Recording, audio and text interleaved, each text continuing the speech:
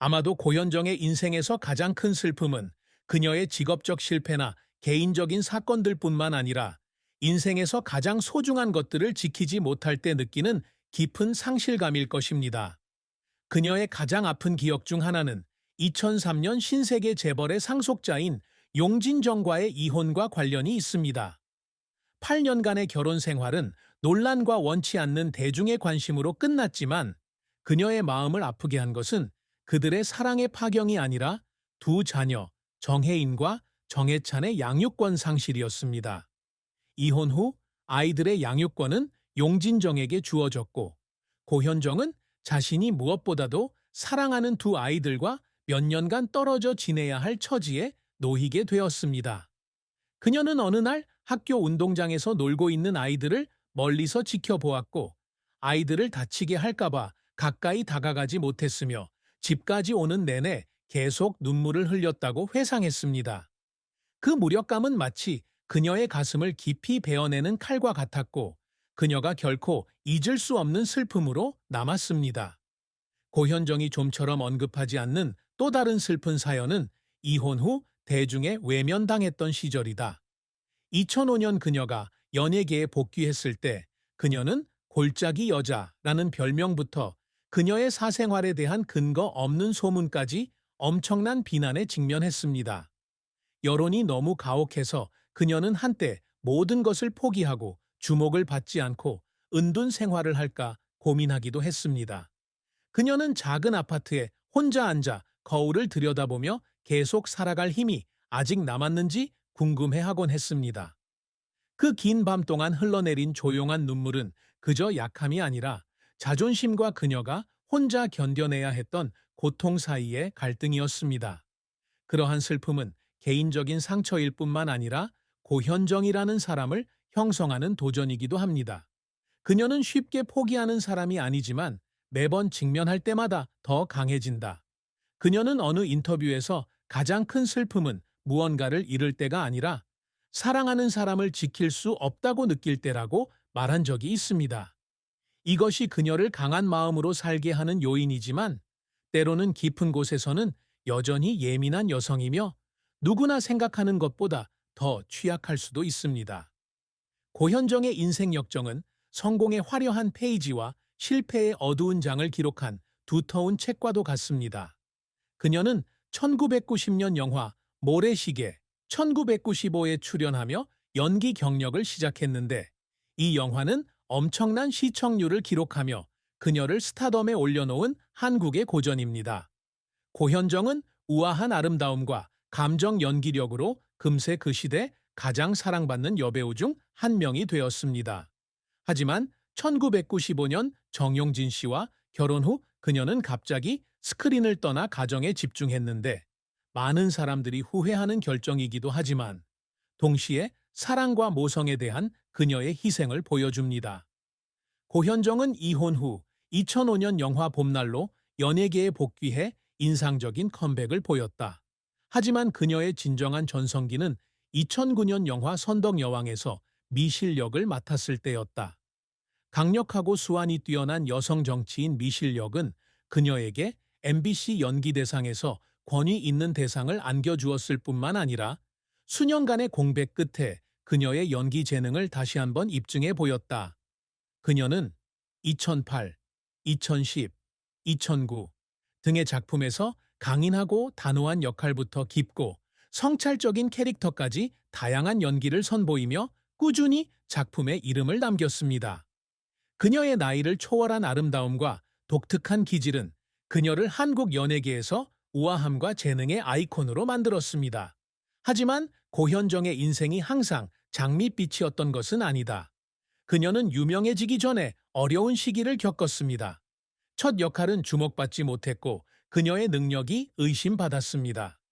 그녀는 한때 오디션에 참가했지만 감독에게 진짜 배우가 될 열정이 부족하다며 단호하게 거절당했다고 말했다.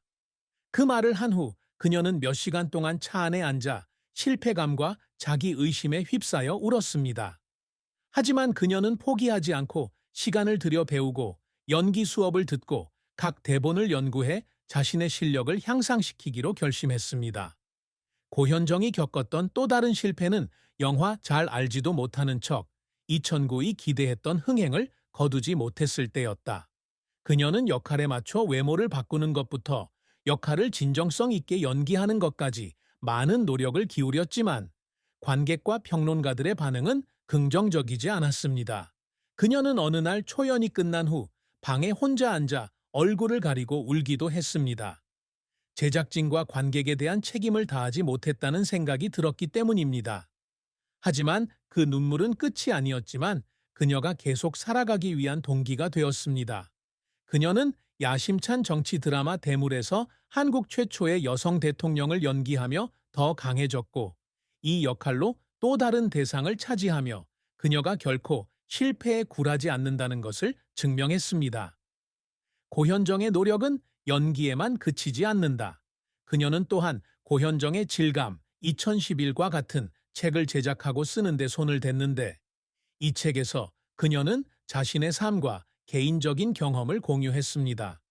그녀는 한 장 한 장을 끝내기 위해 밤새워 책을 쓴 적도 있고, 책이 출판되었을 때는 독자들의 마음을 감동시키는 자신의 글을 보고 감동의 눈물을 흘렸다고 합니다.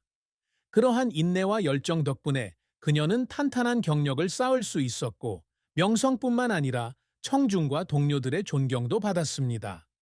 고현정의 가슴 깊은 곳에는 항상 그녀가 끊임없이 추구하는 위대한 목표가 있습니다. 그녀는 유명한 여배우가 되는 것뿐만 아니라 한국 영화사에 자신의 흔적을 남길 수 있는 예술가가 되는 것을 원한다. 그녀는 미실과 같은 복잡한 캐릭터를 연기하는 것부터 보다 현대적인 역할에 도전하는 것까지 각각의 역할을 통해 자신의 한계를 넓히려고 노력합니다. 그녀는 선덕 여왕의 진정성을 부여하기 위해 수개월 동안 역사 문헌을 연구하고 여왕처럼 걷고 말하는 법을 배웠습니다.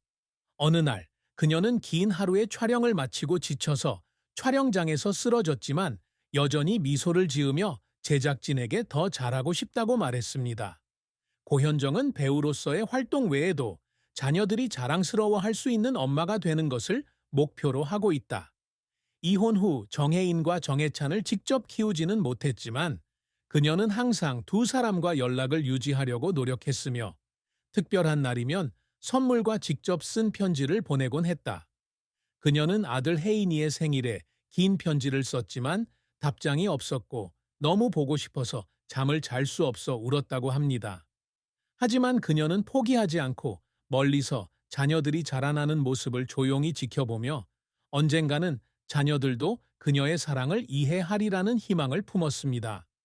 그녀에게 가장 큰 성취는 상이 아니라 사진으로라도 혜인과 혜찬의 미소를 볼 수 있다는 것입니다. 고현정은 끊임없이 새로운 프로젝트에 도전하고 있다. 그녀는 자신이 감독하는 영화를 제작하고 싶다는 열망을 표현했는데, 그 영화에서 역경을 극복하는 강한 여성들의 이야기를 들려줄 수 있는데, 이는 그녀의 삶과 가까운 주제입니다. 그녀는 또한 자선 활동에 참여하여 고아와 도움이 필요한 여성을 조용히 지원하는데, 이는 그녀에게 두 번째 기회를 준 삶에 대한 보답의 한 방식입니다.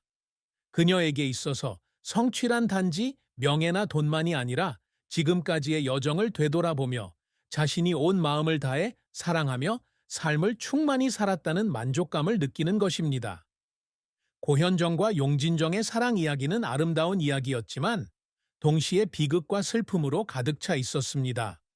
두 사람은 1990년대 초반에 만났는데 당시 고현정은 떠오르는 스타였고 정용진은 한국에서 가장 부유하고 강력한 가문 중 하나인 신세계 그룹의 상속자였습니다. 재능 있는 여배우와 명망 있는 사업가의 결합은 현대 동화에 비유되었습니다. 그들은 1995년 5월 26일 호화로운 결혼식을 올렸고 초기에는 행복하게 살았으며 1996년에 정혜인, 2000년에 정혜찬이라는 두 자녀를 낳았습니다. 고현정은 그 시절이 자신이 가장 보람을 느꼈던 때였으며 스포트라이트에서 벗어나 평범한 아내이자 엄마가 될 수 있었던 때라고 말한 적이 있습니다. 하지만 그들의 결혼 생활에 점차 균열이 생기기 시작했습니다. 용진정 씨, 집안의 압박, 생활 방식의 차이, 시댁의 엄격한 통제 등은 고현정 씨를 숨 막히게 만들었다. 그녀는 한때 인터뷰에서 시어머니로부터 재벌가의 며느리 역할에 적합하지 않다는 비난을 받았고, 그로 인해 우울증에 빠졌다고 밝혔습니다. 그들의 결혼 생활은 많은 논란 끝에 2003년에 끝났고, 길고 힘든 이혼 과정은 그녀에게 깊은 상처를 남겼습니다. 가장 고통스러웠던 것은 그녀가 아이에 대한 양육권을 잃었을 때였는데, 그녀는 이 결정이 용진정 씨 가문의 재정적 힘과 권력에서 비롯되었다고 믿었습니다. 재판이 끝난 후 그녀는 방에 혼자 앉아 힘이 다할 때까지 울었고, 아이들을 곁에 두지 못한 자신을 비난했습니다. 이혼 후 고현정은 용진정에 대한 언급을 많이 하지 않았지만, 그 결혼 생활의 슬픔은 여전히 그녀의 가슴 속에 불타고 있었다.